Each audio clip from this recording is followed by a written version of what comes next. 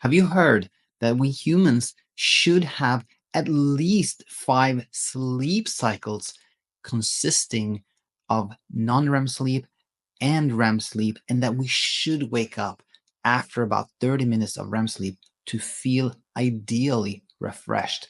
And has this worried you as you have had sleep struggles? You think you're very far from achieving this type of sleep and awakening? If so, this episode is for you. We're going to look at REM cycles, sleep cycles, and we're going to see that they don't matter at all. Welcome to this episode of Insomnia Insight, in which we are going to talk about something that I'm kind of surprised we haven't talked about so far, which is REM sleep and REM cycles. Questions about sleep architecture comes up every now and then, and this is what prompted this episode. In fact, let us start there. Let's start with the comment that actually prompted this episode. So a few days ago, I saw this comment from Lynn right here on YouTube. And Lynn said, "Hi, coach. Do you have any videos about REM cycles and how accurate they truly are?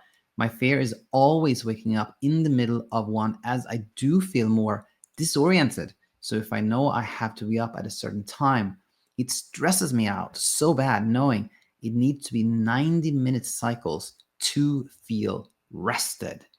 So I saw this comment from Lynn, and then I thought, yeah, we don't have actually an episode on REM sleep or REM cycles, or I think we have some earlier episodes on sleep architecture, but nothing on REM itself. So I thought we could start, or this could be really helpful to review. So we're going to talk, and not only about REM, but about the sleep cycle in general, how it's perceived in kind of mainstream, and when you Google it, you get a certain idea of what it quote unquote should be like. And then I'm going to share several things that I learned from my 10 years working as a sleep doctor, reviewing sleep studies all the time. And then we're going to go back to that comment from Lynn and kind of answer it based on what we have learned. And firstly, I want to share with you that when I started my fellowship in sleep medicine at the University of Chicago, I remember one of the first days I was sitting with an attending, which is the more senior doctor who's instructing me.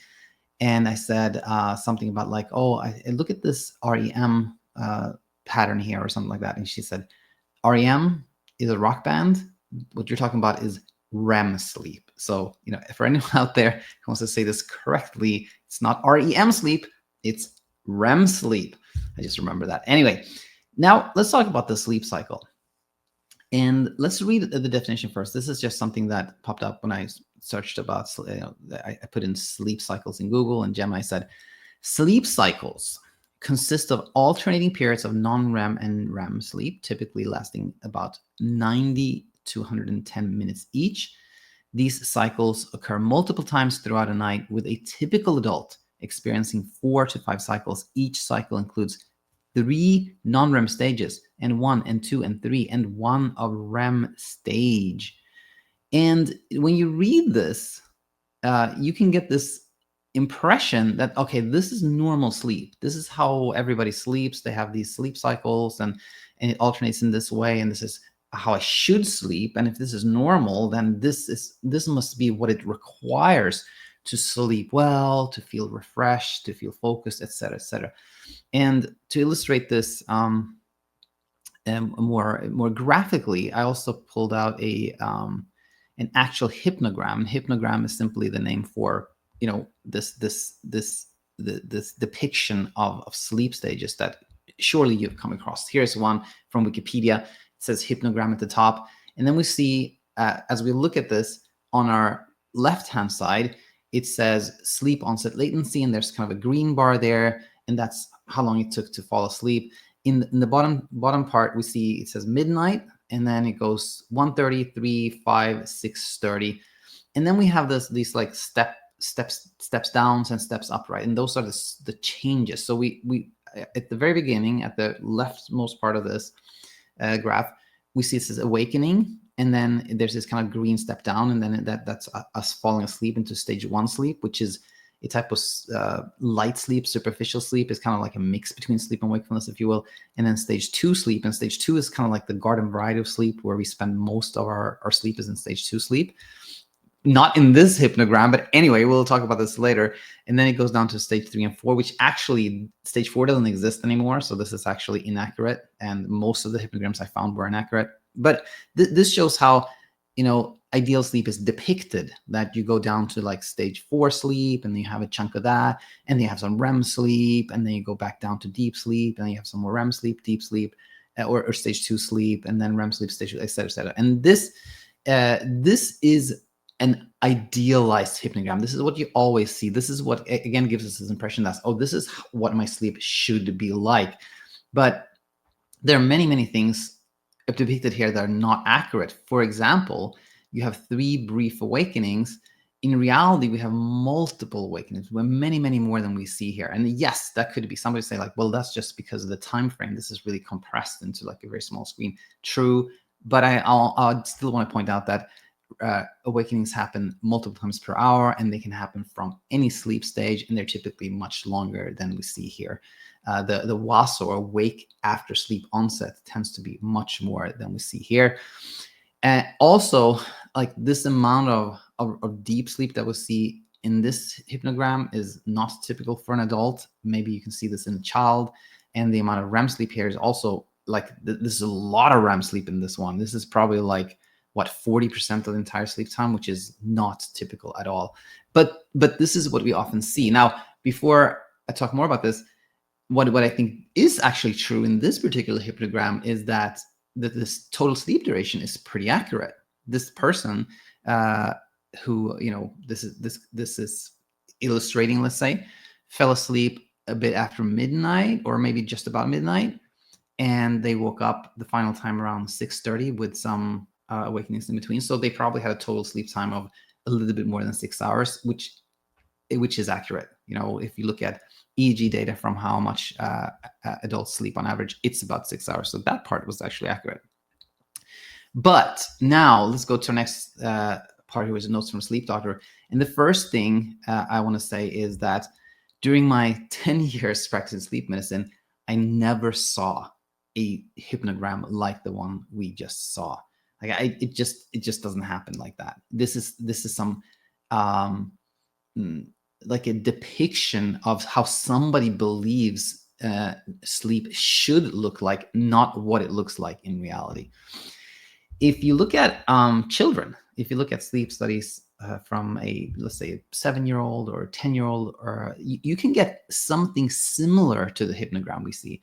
Children do have a lot of deep sleep, which is another word for slow wave sleep, and children have a lot of REM sleep too, but it's still not in this like fabled cycles. It's not like, again, like the description of sleep cycles sounds like the normal thing that happens is that we go from like stage 1 to 2 to 3, then cycle up to REM, and then it starts over again, and then we have these like predictable cycles. It's not like that at all. Like, reality is completely different from that. What is true is that in a young person or a child, you tend to have a bunch of deep sleep in the beginning, like say the first half of the night, and you tend to have quite a lot of REM sleep in the second half of the night.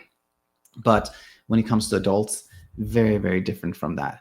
And another thing I wanted to point out is that when you practice sleep medicine, when you're a doctor who's helping people who struggle with sleep, and you let's say you discuss with other doctors, let's say you're in training and you have a case and you talk about it, you never ever talk about sleep cycles. There's never somebody says like, oh, this patient may have a some condition here because they only had 2 sleep cycles. They're supposed it's not like sleep cycles as it's described in mainstream is not, and it's not something you even talk about when you practice sleep medicine. It's not a thing, so I just want to point that out to share how different, like, the kind of what you hear in blogs and online is from like actual sleep medicine practice.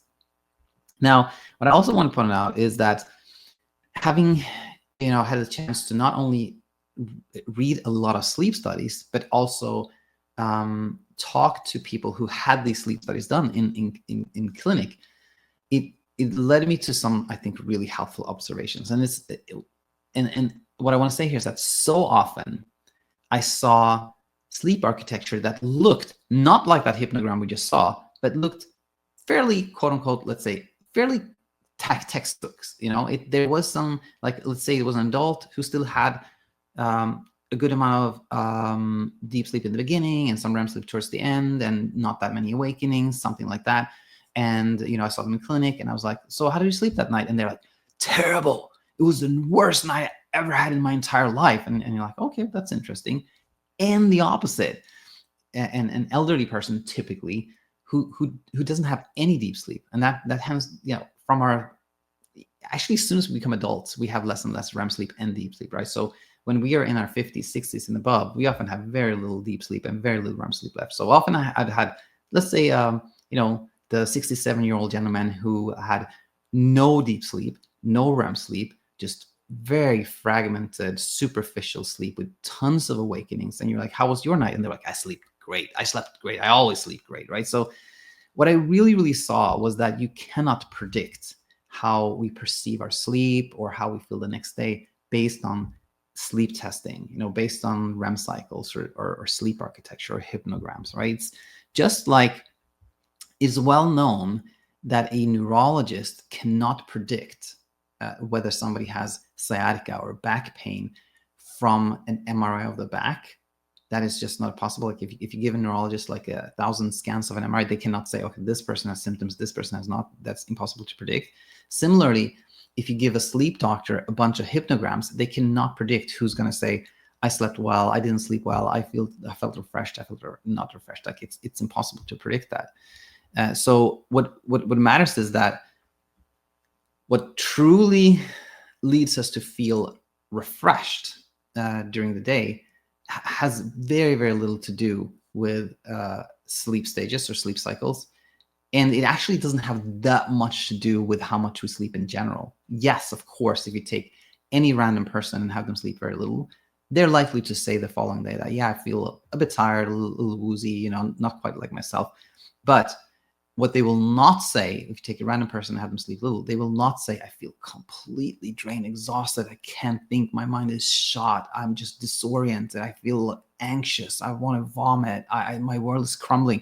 So, which illustrates that what really matters in terms of how we feel the next day has much more to do about how we think about things than how much we slept. And we'll come back to this as we answer Lynn's questions or go over Lynn's comments. So, to kind of conclude here about REM sleep and sleep stages in general, sleep stages are really of academic interest. They do not matter at all when it comes to insomnia or it comes to sleep and like our perception of sleep in general. So I think to answer the question of like how important are REM cycles or sleep cycle in general in the context of insomnia, they do not matter whatsoever. Yeah, so let's go actually back to let's go to this part of like answering Lynn. And so I will, what am I going to do? Oh yeah, I'm going to remove the one we just looked at, and we're going to go back to share the screen where we are looking at Lynn's comment here. So do you have any videos about REM cycles? Now we do, now we have one. But what's the question here? How accurate are they truly? So I don't know exactly what Lynn meant by how accurate are they, but I think one thing that I hopefully have conveyed here is that there's no standard or something you should have or anything like that. Now, another question that Lynn may have here is that how accurate are sleep trackers? These wrist devices we wear on the wrist that track our sleep and other things. I haven't reviewed this in a while, but I've reviewed this a couple of years ago, and at least back then, what I concluded was that these actigraphy-based devices that like check our movements, they are fairly accurate at telling us how much overall sleep we got, but they're not very accurate when it comes to sleep stages. And more importantly, that doesn't matter. Like the more we track our sleep and are trying to achieve a certain amount of sleep or achieve sleep stages, the more the more struggle we have, right? So I think it's not a problem that trackers are not accurate when it comes to sleep stages. That's anything that makes things fuzzy for us, so we don't know, we have no clear idea, is really, really, really helpful, right? Okay, so let's go back to this comment from Lynn, who then says, my fear is always waking up in the middle of one, as I do feel way more disoriented. When I saw that, I was like, okay, Lynn may be talking about something here that we call sleep inertia. And sleep inertia is just a name for an experience that probably all of us have had. And that's when you wake up from sleep and you're just like, whoa, where am I? I don't even know what's going on. You feel like really, really woozy. And then it takes often several minutes until you're like, okay, now things are clearing up for me. Now I start feeling like myself again, right? That's called sleep inertia. And it is thought to arise when we wake up from deep sleep, from slow wave sleep, from that sleep that typically happens in the early part of the morning or the night. However, is that true? Is it not? Is a lot of studies backing this up? I don't think so. I don't know if it's really true that we only have sleep inertia waking up from slow wave sleep. But I will say that I think it's a real lived experience that many of us have had, and it's completely harmless. It's just like a transition. It's like more of a prolonged transition from wakefulness to sleep. It just takes a little while for the entire brain to wake up, right? And completely harmless. And I think that's what matters, because if we have that sleep inertia experience, which many of us have, and we then think, oh, this shouldn't be happening, this means something is wrong with me, then we can feel like really, we can feel sad, and we can feel like, we can feel kind of depleted from thinking that something is wrong with us, and that can prolong our state of feeling, out of sorts and whatnot. So it's always how we think about things rather than what happens itself that matters. But with that said, yeah, you can look up sleep inertia, Lynn, and anybody else who's had this experience and learn about it. But again, completely safe to experience. And it is not thought to have anything to do with REM sleep, actually. The conventional idea is that if we wake up from REM sleep, we are, we wake up more easily, because REM sleep, if you look at brain patterns, REM sleep is very similar to wakefulness. It's kind of a state where the brain is quite active during sleep. So I think definitely there needs to be no concerns about waking up from REM sleep. And finally, Lynn said, if I know I have to be up at a certain times, it stresses me out so bad knowing it needs to be in 30 minutes cycles to feel rested.